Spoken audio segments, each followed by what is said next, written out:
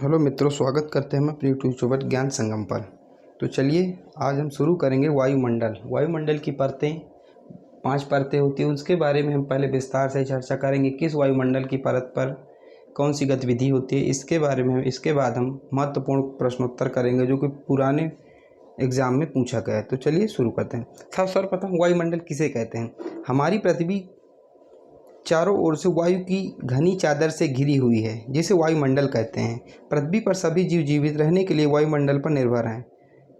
यह हमें सांस लेने के लिए वायु प्रदान करता है एवं सूर्य की किरणों से हानिकारक प्रभाव से हमारी रक्षा करता है। इसे वायुमंडल की परिभाषा। चलिए अगला, एक ट्रिक के माध्यम से हम वायुमंडल की विभिन्न परतों को समझेंगे। ट्रिक है छोड़ सबको मैं आया बाहर। एक बार ट्रिक और देख लीजिए। छोड़ सबको मैं आया बाहर, तो छोड़ से होता है क्षोभ मंडल, सबको समताप मंडल, में मध्य मंडल, आया आयन मंडल, बाहर से वायुमंडल। तो एक बार ट्रिक को आप 2 से 3 बार देख लीजिएगा, आपको उंगलियों पे याद हो जाएगा वायुमंडल की 5 परतें। चलिए विस्तार से हम अब चर्चा करेंगे। क्षोभ मंडल में होने वाली गतिविधियाँ। क्षोभ मंडल, यह परत वायुमंडल की सबसे महत्वपूर्ण और सबसे निचली परत है। इसकी औसत ऊंचाई 13 किलोमीटर है। हमारे सांस लेने योग्य वायु इसी मंडल पर मौजूद रहती है। मौसम की लगभग सभी घटनाएं जैसे वर्षा, कोहरा और ओलावृष्टि इसी परत में घटित होती है। तो जो ऋतुएं हमारी बदलती हैं, जैसे बरसात होती है, ठंडी आती है, गर्मी आती है, तो ये सब जो गतिविधियां हैं ये क्षोभ मंडल में होती हैं। ठीक है। अगला, समताप मंडल में होने वाली गतिविधियां। तो अगला समताप मंडल। पहला हमने पढ़ा क्षोभ मंडल, दूसरा समताप मंडल। समताप मंडल, क्षोभ मंडल के ऊपर का भाग समताप मंडल कहलाता है। यह लगभग 50 किलोमीटर की ऊंचाई तक फैला है।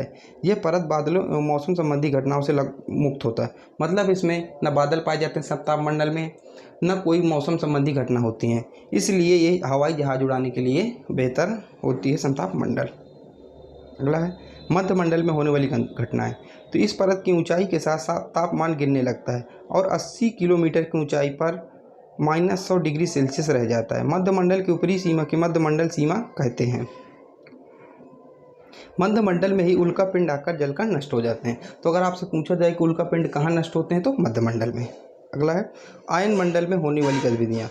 आयन मंडल की हवा आयनित होती है। इसमें आयनीकरण के साथ साथ आयनीकरण की विपरीत क्रिया भी निरंतर रहती है।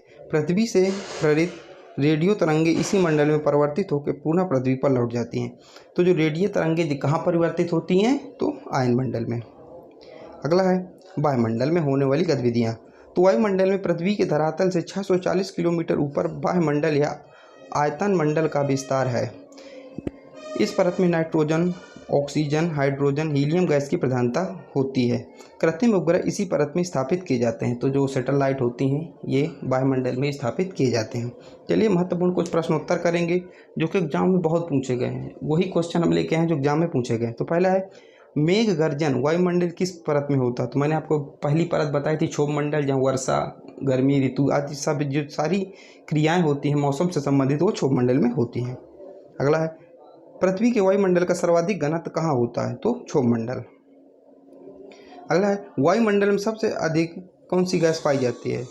ऑप्शन है नाइट्रोजन, ऑक्सीजन, कार्बन डाइऑक्साइड, इनमें से कोई नहीं। सही उत्तर है नाइट्रोजन। वायुमंडल में सर्वाधिक गैस नाइट्रोजन लगभग 78% पाई जाती है। अगला है वायुमंडल में दैनिक मौसम परिवर्तन किसके कारण होता है? ऑप्शन है समताप मंडल के कारण, क्षोभ मंडल के कारण, या ए और बी दोनों का, इनमें से कोई नहीं। तो मैंने आपको पहले बताया था पहली परत जो वायुमंडल की क्षोभ मंडल है, जिसमें कि सारे मौसम संबंधी गतिविधियां होती हैं। ओजोन परत कहाँ स्थित है? तो ओजोन परत समताप मंडल में स्थित होती है। ओजोन परत वह परत है जो हम सूर्य की पराबैंगनी किरणों से हमारी रक्षा करती है, हमारी त्वचा को रक्षा करती है। तो कहाँ स्थित है? समताप मंडल में। हवाई जहाज उड़ने के लिए कौन सा मंडल उपयुक्त है? आयन मंडल, मध्य मंडल, समताप मंडल या क्षोभ मंडल? मैंने आपको बताया था समताप मंडल में न बादल पाए जाते हैं, न कोई मौसम संबंधी गतिविधि होती, इसलिए समताप मंडल हवाई जहाज उड़ने के लिए सबसे उपयुक्त मंडल या सबसे अच्छा मंडल माना जाता है। अगला है वायुमंडल की कौन सी परत बादलों से मुक्त है? तो समताप मंडल वायु परत की सबसे बादलों से मुक्त है। वायुमंडल की सबसे निचली परत क्या कहलाती है? तो सबसे निचली परत जो या सबसे पहली परत है क्षोभ मंडल कहलाती है। सबसे ऊपरी परत वायुमंडल कहलाती है। किस मंडल को संवहन मंडल भी कहते हैं? तो ऑप्शन है सप्ताह मंडल, आयन मंडल, मध्य मंडल, क्षोभ मंडल। तो उत्तर है क्षोभ मंडल को ही संवहन मंडल भी कहते हैं।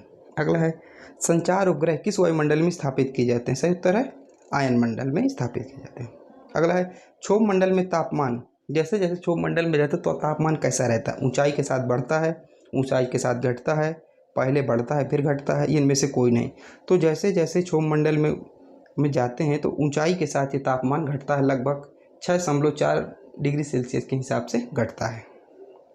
अगला है वातावरण की कौन सी परत रेडियो तरंगों को परिवर्तित करती है? मैंने आपको बताया था आयन मंडल है जो रेडियो तरंग को परिवर्तित करती है, रेडियो तरंगों को। या आप देखिए इसमें मैं डायग्राम के माध्यम से समझाना चाहे। सबसे पहले था क्षोभ मंडल। क्षोभ मंडल को संवहन मंडल भी कहते हैं। इसमें वायुमंडल की घटनाएं जैसे बादल गरजना, ऋतुओं को परिवर्तित होना, बारिश होना आदि होती हैं। इसके बाद था समताप मंडल। देखिए समताप मंडल में बादल नहीं पाए जाते, ना कोई ऋतु परिवर्तित होती है, और इधर ओजोन लेयर भी पाई जाती है। कोई ऋतु परिवर्तन न होने के कारण यहाँ हवाई जहाज भी उड़ाया जाता है समताप मंडल में। अगला था मध्य मंडल। मध्य मंडल लगभग 80 किलोमीटर दूर है, और यहाँ जो है उल्का पिंड आकर नष्ट हो जाते हैं मध्य मंडल में। तो उल्का पिंड कहाँ आकर नष्ट हो जाते हैं? मध्य मंडल में। अगला आयन मंडल। आयन मंडल को वायुमंडल, आयन मंडल जहाँ रेडियो तरंग परिवर्तित होती है। रेडियो तरंग कहाँ परिवर्तित होती हैं? आयन मंडल में। और वायुमंडल में कृत्रिम उपग्रह जो है स्थापित किए जाते हैं। तो चलिए आज तक इतना ही, मिलते हैं अगले वीडियो पर।